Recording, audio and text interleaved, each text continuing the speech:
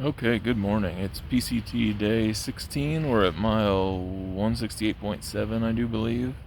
Um, that was our campsite down there. When we set up camp last night, it was cool, but zero wind at all, and going to be a perfect night. And about midnight, that section down there became an absolute wind tunnel. Wind coming from the Palm Springs area over towards the other from midnight all through the night, just like crazy. I mean, not like 80 mile an hour wind gusts, but just consistent 45 mile an hour wind all freaking night long. So suffice to say, it was absolutely freezing. I give that tent site 0 to 10 reviews and would like to speak to its manager. It's unacceptable. So as soon as I could muster the warmth to get out of bed, I packed up everything and came up, and now I'm hiding behind this rock because it is freezing in the wind. So Dad's still down there taking down his tent, and then we will head forward head forward up the mountain again today, and hopefully less wind, and the sun will show up and warm it up a little bit. So let's go.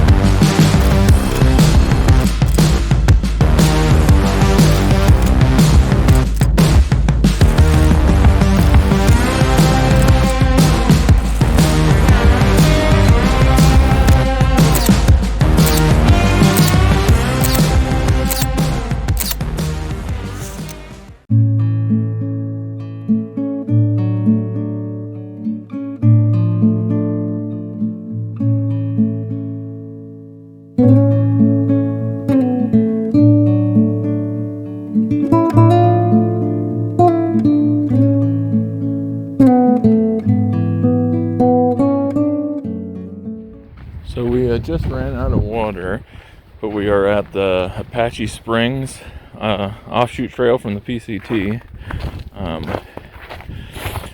There's really no other good water sources for quite a while, so we had to come down off this one. It's, I think they said, a half a mile down, and boy, howdy, it's downhill. To climb out of here is going to be awful and covered in snow. So we're taking it nice and easy. We're completely out of water, so we're going to both, before we've been sending one of us to go fill up we have these knock bladders that you put the dirty water in before you filter it. We've been kind of taking turns. Dad would go down to one water source, I do the next, vice versa, but because we're completely out, and now we have a long dry section, we're going to both head down and get water. He's a little bit behind me because he was going to grab a bottle and the Sawyer filter so we could filter down by the creek and drink a liter each down there and not have to carry a full 3 liters each back up. We'll only have to carry 2 that way. So, but yeah, tons of snow down here. Luckily it's relatively early, so it's still crunchy and not too slippery, but still, I'm going to reiterate, I've said this before, but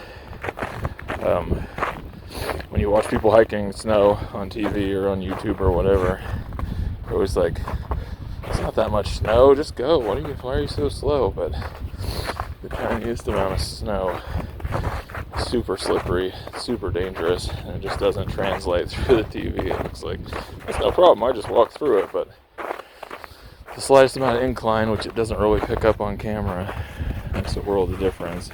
And a big bad fall out here versus at home is a lot more dangerous. Like, we're a long ways from rescue, so don't want to be falling down. So hoping the creek is soon, because we've been going downhill for a while, and every bit we go downhill we're gonna have to go back up, but it is beautiful.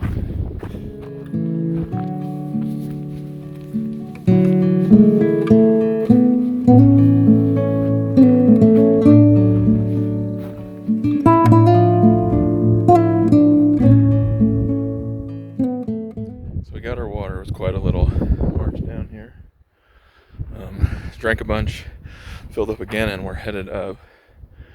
A guy just came down getting water, and him and his wife had pushed on ahead, and came to a very steep, icy shaded spot coming up ahead on the PCT. So they turned around, they're not doing it.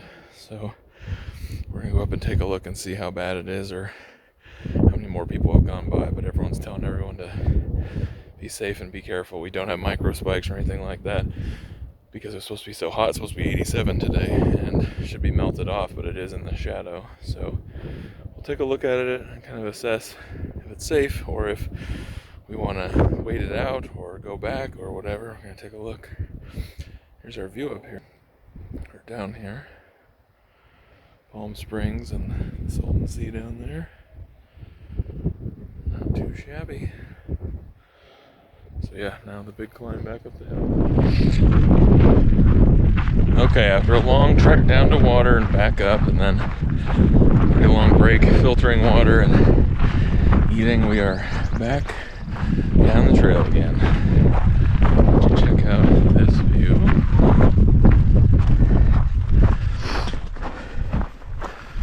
It's so much warmer down at the water. It is cold and windy up here.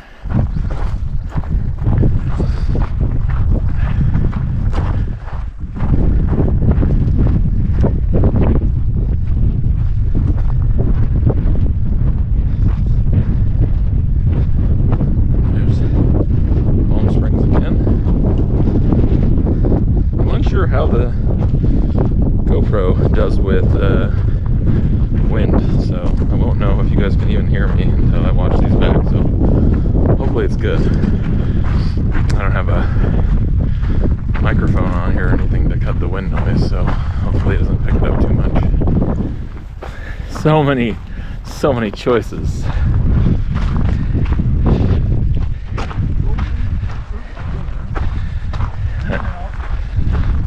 There you go. Talking about it, the next town, Cabinzon, I think it's called. You got a hitch to it, but there is well, first and foremost, there's a Dollar General, so a lot cheaper resupply than what we've been having to do in these trail towns.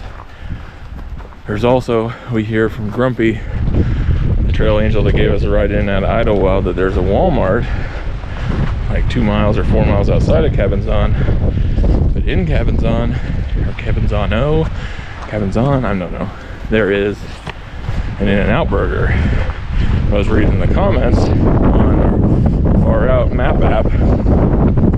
There's also in the same parking lot a Chipotle and a Starbucks. So that's about, I don't know, 4 days away, possibly. So that's very exciting. We have arrived at the sketchy part. Well, nice and easy, I guess.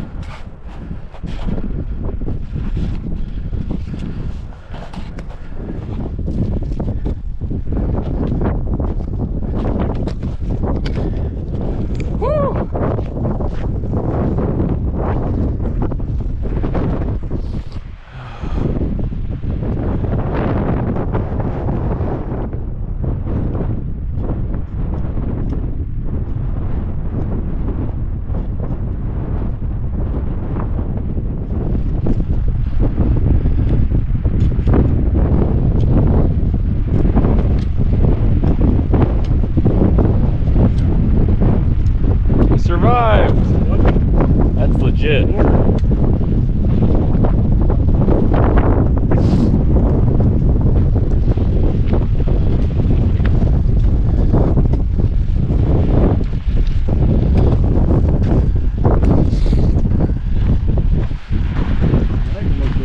Right? It's even worse there. Oh. That's why that kid fell. Once you get going.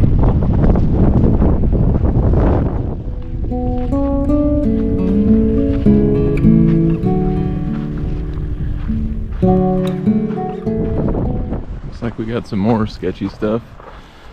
But I stopped to go to the bathroom. Dad went on ahead, so he already made it past. These drop-offs are legit though.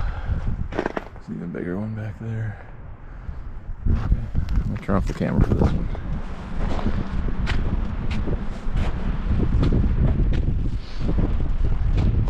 Yeah. Thought it was just a little section and it turned into a really big section. There's only 6 spots. Hopefully that's the last of it.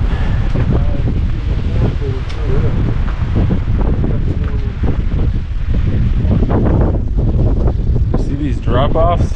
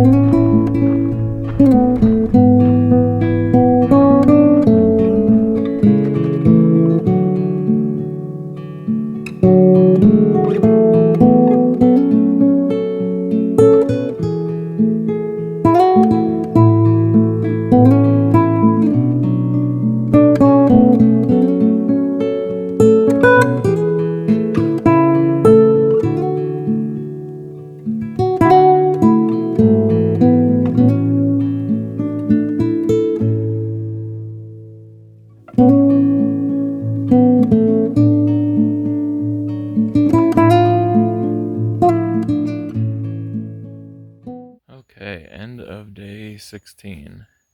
I think we're at mile 176 point something 4, I think, which makes a whopping 7.7 miles for today. Today was, just a grind. First of all, like I said this morning, didn't sleep very much at all last night because of the wind. Then less than a mile from camp was that water source, and it felt like at least a half a mile, if not a mile, straight downhill. And then the same thing up, carrying, what do we have? 3 liters of water each. So that was just both of those things so draining, and then tons of uphill again today, and then the snow fields that I show you. Got snow here. But those snow sketchy sections slowed us down a ton, and then in the last probably 5 miles, we probably had 20, 25 blown down trees that you either have to climb under or over or around or whatever. It's just everything was just draining. So I think we got here at like 4 o'clock at camp. Like, that's it, no more today. It still gives us a good range for tomorrow to be able to, I think, 13 miles to be able to go up the San Jacinto alternate, go to the summit, come down the other side and get to the first campsite. Is in 13, so hopefully it's an easier day. Hopefully we don't get wind tonight. It still as can be right now here, but that's how it was last night, and then around midnight it just came up crazy. So we've put rocks down on the tents to hold them just in case the wind comes up again tonight. Gonna eat and hopefully go to bed soon. I think we're both ready to just pass out, and then go at it early tomorrow, get an earlier start, and summit about midway through the day, hopefully. San Jacinto, and then down the other side. So that's the plan. Very tiring day, one of our hardest days, and even though it was one of our shorter mileage days, but just something you can expect when you're doing all this elevation. I mean, we came from the desert floor, you saw, less than 5, 6 days ago. We're in the desert and it's hot, and we're complaining about that, and now we're like 7,000 feet or something like that. I think the summit's like 10 or 11,000 feet, so we still have a ton to go. Um, yeah, it's quite an adjustment, quite a change, and we're still kind of getting used to life on trail and trail legs and getting used to all this. So it was just a tiring day. So hopefully we get good sleep tonight and can come at it fresh tomorrow. So once again, thank you for coming with us. I hope you enjoyed all the views today. It's been beautiful as far as watching it. Doing it's been a little bit different, but I hope you guys have enjoyed the views, and we will talk at you tomorrow.